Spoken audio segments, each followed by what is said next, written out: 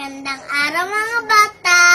Ako si Kuya Kinli at meron akong kwento. Narinig o nabasa niyo na ba ang kwento tungkol sa ang kambing at ang lobo?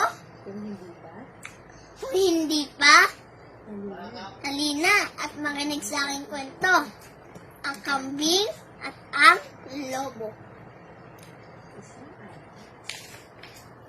Isang araw, nahulog ang isang lobo sa balon.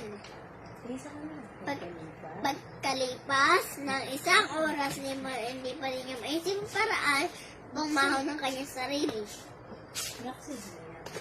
Maya-maya, isang uhaw na kambing na lumapit sa balon. Nagulat siya na makita ang lobo sa ilalim ng balon. Anong ginagawa mo diyan? Aking kaibigan lobo! Sagot ng tanong niya. Natuwa ang lobo sa pagdating ng kambing. Nagpapalamig lang ako dito. Aking kaibigang kambing. Sagot ng lobo. At ininom ko na din ang malamig na tubig para matanggal ang aking uhaw. Dapat mo malaman, matamis at sariwa ang tubig dito. Bakit ka hindi bumaba para matikman mo? Agad naman, namano ng kambing. Brasong niya ng kanyang sarili sa malamig na tubig para matanggal ang kanyang uhaw. Na maisip niya bigla, nakingala niya umahon.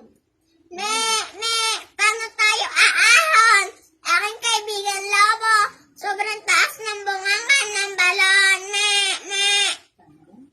Tanong ng kambing. Madali lamang ang kaibigang kambing. Sagot ng lobo. Tutungtung ako sa likod mo para maabot ko ang bunganga ng balon. Kakapit ako sa gilid para maahaw aking sarili. Pag nasa taas na ako, hihilahin kita pataas. Muli, hindi nagdalawang isip ang kambing at pumayag sa sirabi ng lobo. Mabilis na pumesto ang kambing para matuntungan ng lobo ang kanyang likod. Sa isang iglap, nakalabas ang lobo sa ilalim ng balon. Pagkaahon, agad naman tumakas ang lobo. Ngunit na tinatawag siya ng kambing, ay binilikan niya ito.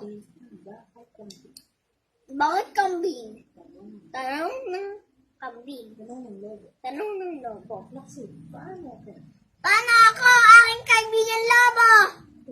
Tulungan mo ako makaahon. Gaya ng sirabi mo. Nisian ng lobo ang kambing. Huwag kang hangal. Sa bigat mong iyan, paano kita mahihila pataas? Kung ginamit mo lang utak mo, sa andarayak mo, makaahon ka, bago ka tumalon diyan sa balong iyan. Pagsabi na yun, mabilis na umalis ang lobo at naiwan ang kawawang lobo sa ilalim ng balon.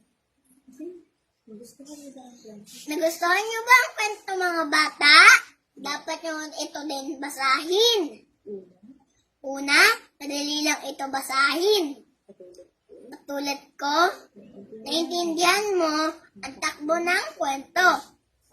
Pangalawa, pinabangan ng kambing, dapat mabuting tao. Pangatlo, hindi masamang tumulong sa kapwa. Huwag tayo masinungaling at madaya. Huwag tayo gagaya kay lobo, isipin natin si kambing. Laging handang tumulong kahit walang kapalit. Ako si Kuya Kelly. Hanggang sa muli.